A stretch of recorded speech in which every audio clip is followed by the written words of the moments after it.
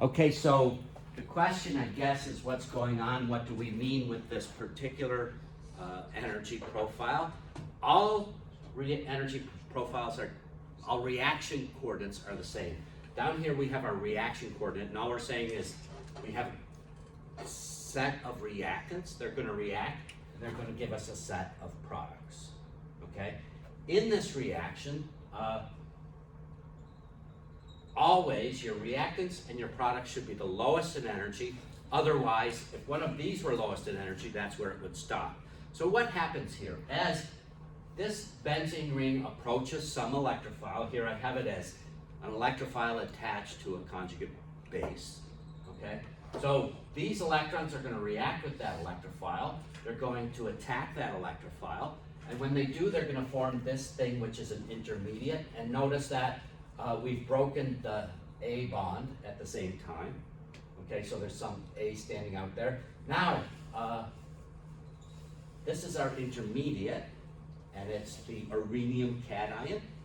Okay, what's that thing up there? How many people can tell me what that is up top? What do we call it? Anybody? You must have heard this before. Activated complex sometimes, or transition state. So whenever we have a reaction, we go from reactants to products, the thing that we have to go through is a transition state. And that's just saying that this aromatic ring is attacking that E, and in the transition state it's not quite attached, but it's starting to become attached. It's always high energy. The tops of hills are always transition states. Okay? And in the valleys, we have actual discrete chemical intermediates. Theoretically, we could isolate this particular thing. It lives for a certain amount of time. Transition states have no real finite lifetime. We just know that we have to get them.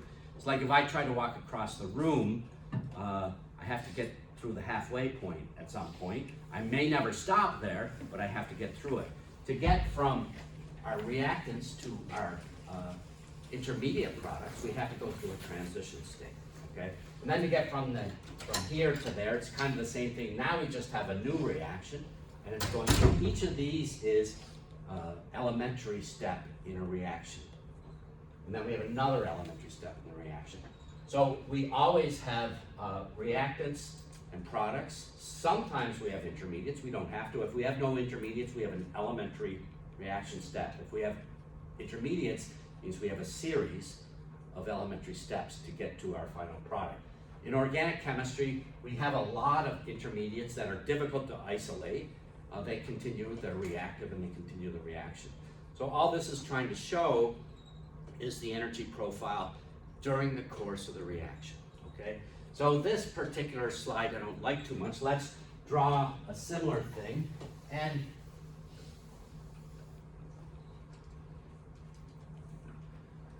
let's make it slightly different.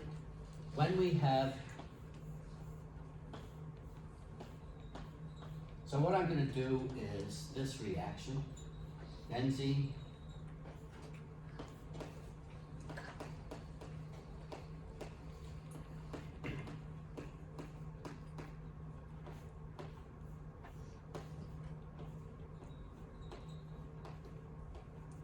okay, we're doing a nitration reaction.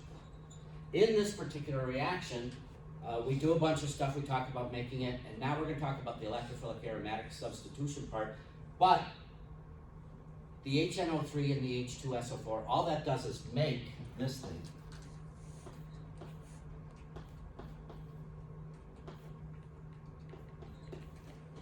Okay, this nitro group. This is a very powerful electrophile.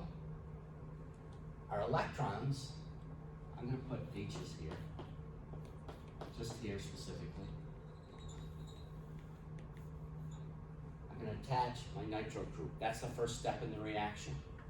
And in that reaction, we make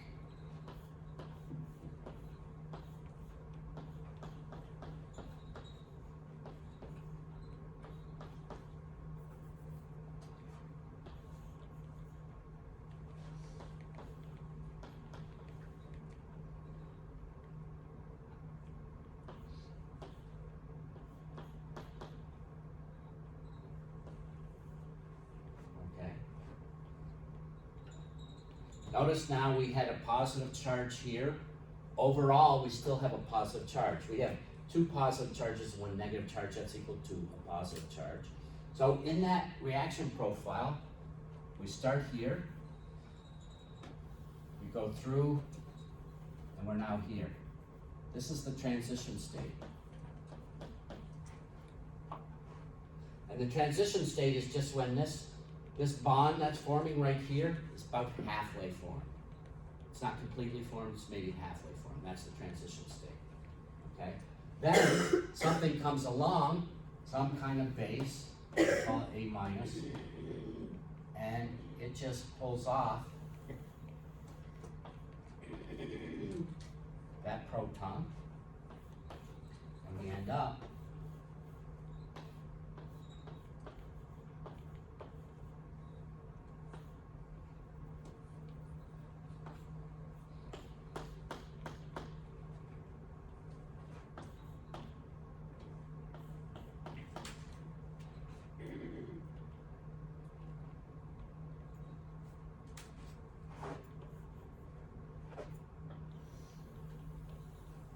that's the end of the reaction. There's a transition state here as well. Okay. So our electrophilic aromatic substitution involves the electrons in the pi system, one of the pair of electrons in one of the highest occupied molecular orbitals.